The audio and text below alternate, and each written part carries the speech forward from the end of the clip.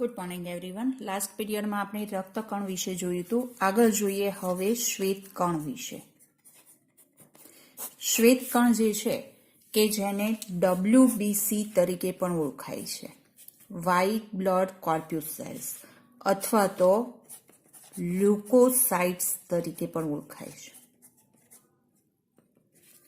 શ્વેતકણ, WBC અથવા લ્યુકોસાઇટ્સ.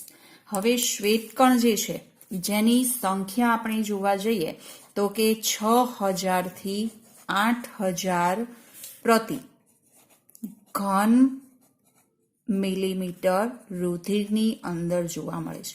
1 ઘન mm જેટલું રુધિર હોય કે જેમાં શ્વેતકણની સંખ્યા 6000 થી 8000 જેટલી હોય છે. શ્વેતકણ જે છે અલ્પજીવી જોવા મળે છે, ટૂંક સમય પૂરતા જીવિત હોય છે. લગભગ તેનો જે જીવનકાળ છે એ 3 થી 4 દિવસનો હોય છે, જ્યારે આપણે રક્તકણમાં જોઈ ગયા 120 દિવસનો જીવનકાળ ધરાવે છે. શ્વેતકણ જે છે કોષ કેન્દ્ર યુક્ત હોય છે, કોષ કેન્દ્ર જોવા મળે છે. શ્વેતકણ કે જે રંગવિહીન હોય છે. રક્તકણ લાલ રંગના હોય છે પણ શ્વેતકણ જે છે રંગવિહીન હોય છે, કારણ કે હિમોગ્લોબિનના અભાવના લીધે. હિમોગ્લોબિન ધરાવતા નથી, જેથી તે રંગવિહીન જોવા મળતા હોય છે. ત્યારબાદ શ્વેતકણ જે છે કે જેના કોષરસમાં કણિકાઓની હાજરી અથવા તો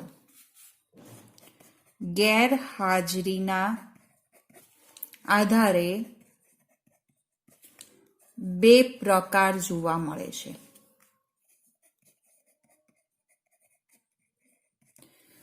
કોષરસમાં કણિકાની હાજરી અથવા તો કણિકાની ગેરહાજરી કે જેના આધારે શ્વેતકણના 2 પ્રકાર જોવા મળે છે. કયા 2 પ્રકાર જોવા મળે છે એના વિશે આપણે જોઈએ. કણિકામય શ્વેતકણ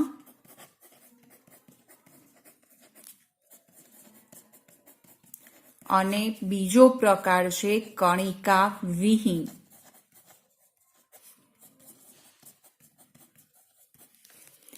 કણિકામય શ્વેતકણ કે જે શ્વેતકણના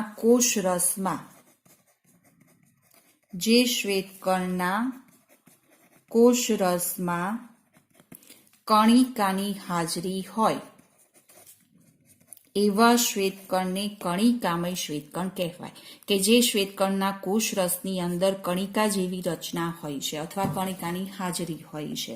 બરાબર છે. આ ઉપરાંત કણિકામય શ્વેતકણ જે છે કે જેનું કોષ કેન્દ્ર ખંડિત હોય છે, એટલે કે ખંડોમાં વિભાજન થયેલું હોય છે. કણિકા વિહીન શ્વેતકણ જે છે કે જે શ્વેતકણના કોષરસમાં કણિકાની ગેરહાજરી હોય છે. બરાબર. જે શ્વેતકણના કોષરસમાં કણિકાની ગેરહાજરી હોય એ શ્વેતકણ કયા પ્રકારના થશે? કણિકા વિહીન શ્વેતકણ. હવે એ કણિકા વિહીન શ્વેતકણ જે છે કે જેનું કોષ કેન્દ્ર અખંડિત હોય છે, એટલે કે ખંડોમાં વિભાજન થયેલું હોતું નથી, અખંડિત જોવા મળતું હોય છે. કણિકામય શ્વેતકણ કે જેની અંદર પણ 3 પ્રકાર જોવા મળે છે. કણિકા વિહીનની અંદર 2 પ્રકાર. જોઈએ આપણે શ્વેતકણના પ્રકાર વિશે.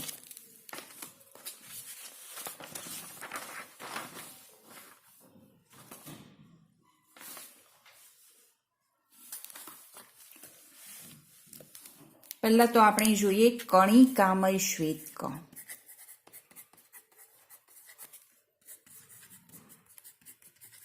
કણિકામય શ્વેતકણના 3 પ્રકાર છે: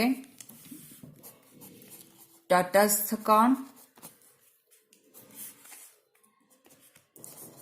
અમ્લરાગી કણ, જેને એસિડોફિલ્સ તરીકે પણ ઓળખાય છે. અમ્લ એટલે કે એસિડિક. ત્રીજો પ્રકાર છે અલ્કરાગી કણ, બેઝોફિલ્સ. અમ્લ એટલે એસિડ, અલ્ક એટલે બેઝ, બરાબર, જેથી તેને બેઝોફિલ્સ તરીકે ઓળખાય છે. એટલે આ ત્રણ પ્રકાર કણિકામય શ્વેતકણના. તટસ્થ કણ જે છે જેને ન્યુટ્રોફિલ્સ તરીકે ઓળખાય છે. ન્યુટ્રો તટસ્થ. હવે તટસ્થ કણ જે છે એનું પ્રમાણ આપણે શ્વેતકણની અંદર જોઈએ તો લગભગ 60 થી 65% જેટલું પ્રમાણ હોય છે, બરાબર છે. તેનું પ્રમાણ જે છે શ્વેતકણની અંદર આપણે જોયું કે 6000 થી 8000 એક ઘન mm બ્લડની અંદર આટલા શ્વેતકણ હોય, 6000 થી 8000. એ 6000 થી 8000 શ્વેતકણમાં તટસ્થ કણ જે છે એનું પ્રમાણ કેટલું હોય છે? 60 થી 65% હોય છે. કોષ કેન્દ્ર આપણે જોઈએ તો કે તટસ્થ કણનું જે કોષ કેન્દ્ર છે લગભગ 3 થી 7 ખંડમાં વિભાજિત જોવા મળે છે. 3 થી 7 જેટલા ખંડોની અંદર વિભાજિત હોય છે. કાર્ય જોઈએ, તટસ્થ કણનું કાર્ય છે ભક્ષક કોષો તરીકે કાર્ય કરે છે.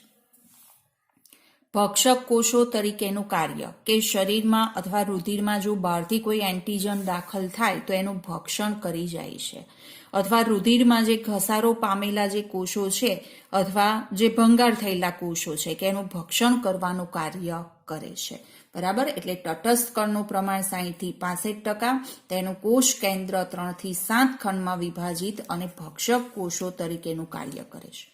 હવે જોઈએ અમ્લરાગી કણ.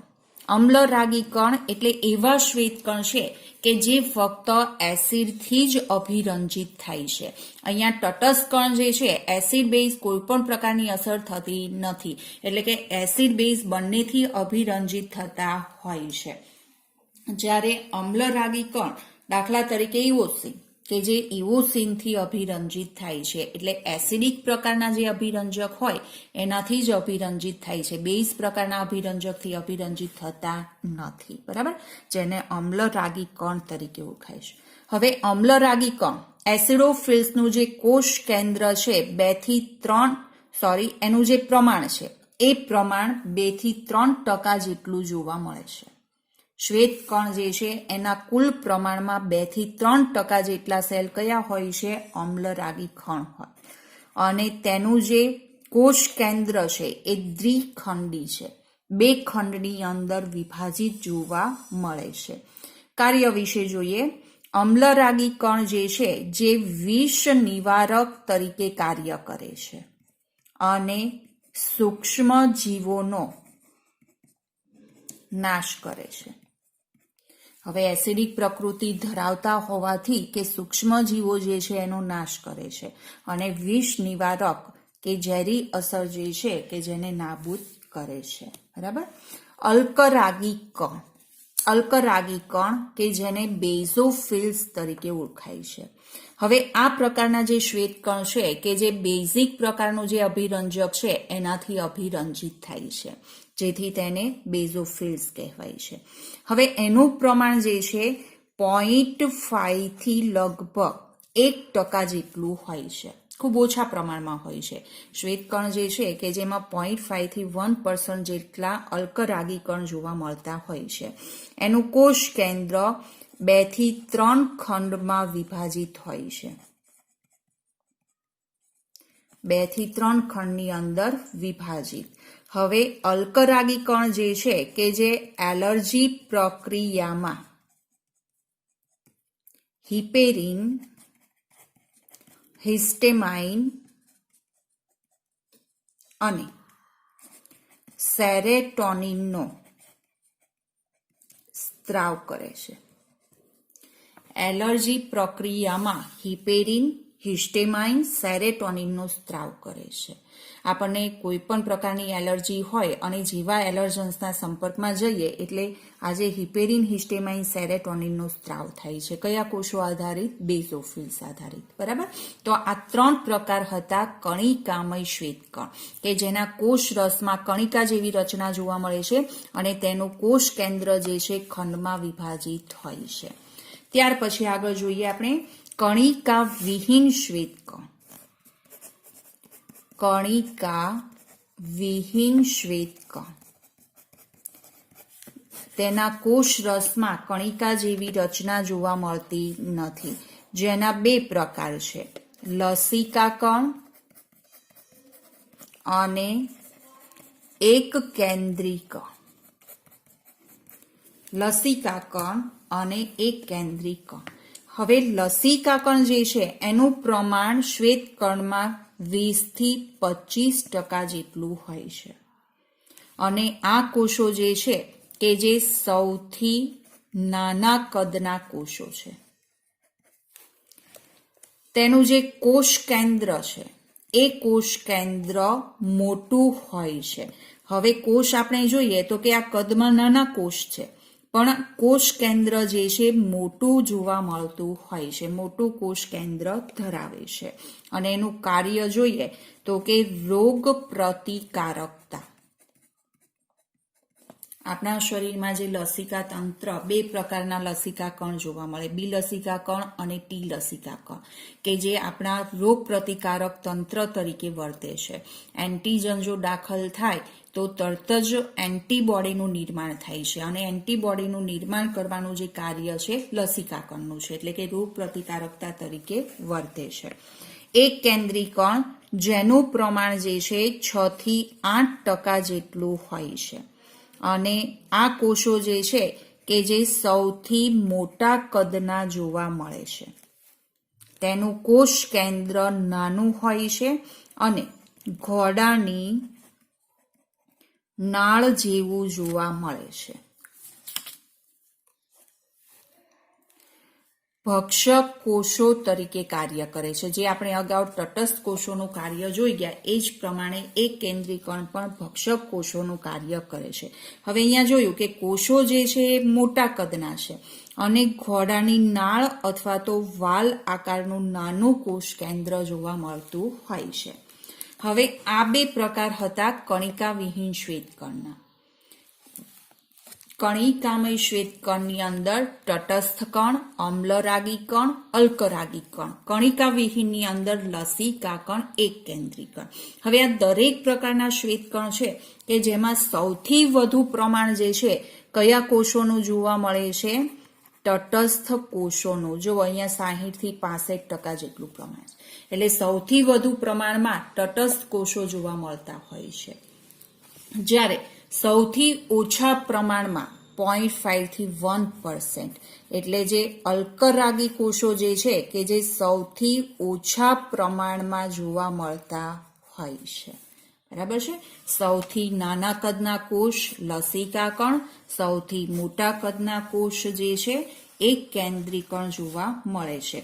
લોંગ ક્વેશ્ચનની અંદર પૂછાય શ્વેત કણ વિશે લખો, તો એના 5 પ્રકાર વિશે તમારે લખવાનું, કણિકામય, કણિકા વિહીન અને એના પ્રકાર વિશે. આગળ જોઈએ ત્રાક કણો, જેને પ્લેટલેટ્સ તરીકે પણ ઓળખાય છે. ઘણીવાર રિપોર્ટ કરાવો ત્યારે ડોક્ટર કહેતા હોય પ્લેટલેટ્સ ડાઉન થઈ ગયા છે અથવા વધી ગયા છે, બરાબર? તો એ ત્રાક કણો છે.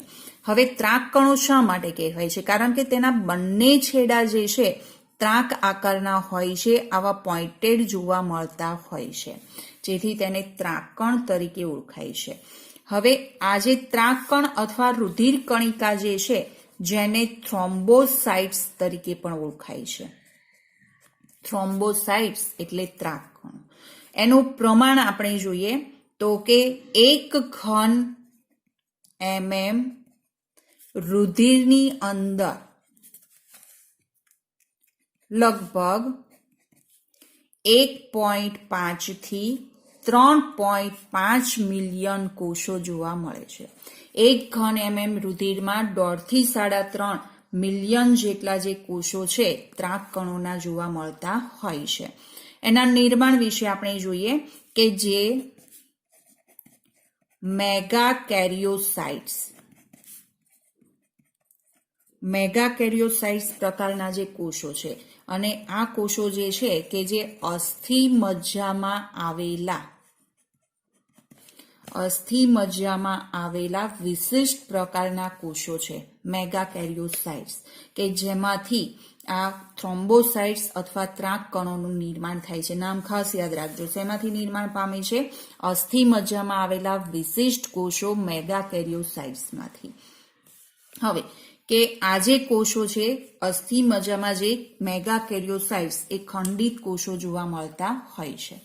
ત્રાક કણ જે છે એના કાર્ય વિશે આપણે જોઈએ તો કે ત્રાક કણ રુધિર જામી જવા અથવા ગંઠાઈ જવા સાથે સંકળાયેલા ઘટકોનો સ્ત્રાવ કરે છે. રુધિર ગંઠાઈ જવા માટે કે જે ઘટકો આપણા રુધિરની અંદર રુધિર ગંઠાઈ જવા માટે 13 જેટલા ઘટકો આવેલા હોય છે અને એ ઘટકોનો સ્ત્રાવ જે છે ત્રાક કણો દ્વારા થતું હોય છે. જો આપણા રુધિરની અંદર કે ત્રાક કણિકાઓ જે છે એ ઓછી હોય, બરાબર, 1.5 થી 3.5 મિલિયન જેટલા કોષો 1 ઘન એમએમની અંદર હોવા જોઈએ, પણ જો એ ત્રાક કણોનું પ્રમાણ ઓછું હોય તો શું જોવા મળશે? રુધિર ગંઠાવવાની ખામી જોવા મળશે. રુધિર ગંઠાઈ જશે નહીં અને જેના કારણે શું થશે? રુધિરનો વધુ પડતો વ્યય થાય છે અને જો તાત્કાલિક સારવાર ન મળે તો વ્યક્તિ મૃત્યુ પણ પામી શકે છે. આ હતું ત્રાક કણ વિશે, બરાબર. એટલે અહીંયા જે રુધિર કણો વિશે આપણે જોયું હતું, રુધિર કોષો વિશે, તેના 3 પ્રકાર, રક્તકણ, શ્વેતકણ અને ત્રાક કણ. એટલે રુધિર કોષો વિશે પૂર્ણ થાય છે.